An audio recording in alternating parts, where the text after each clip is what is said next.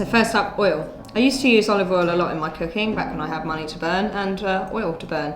But it's expensive, it doesn't taste that great, it's got low smoke points, so it goes rancid quite quickly if you're frying it anyway.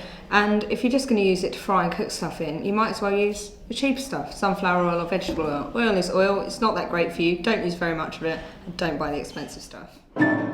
Next up we've got tahini. I make a lot of hummus, I love hummus, I'm a proper hummus fiend.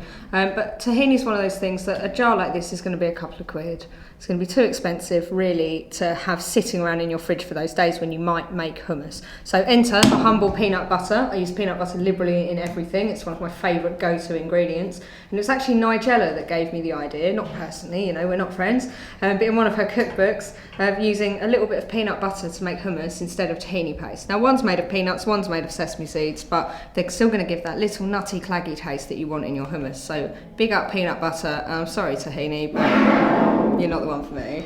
Rice. When I first started making risotto dishes on my blog, I was using normal long grain rice, and I have never seen so much politics over a grain before. People were coming out of nowhere to tell me you can't make risotto out of that because it's long grain rice. You need this rice to make risotto, you need risotto rice. And I was like, no, you don't really. You just need rice. The word risotto, riz in that means rice. And this is rice. It's good rice, you can make risotto out of it.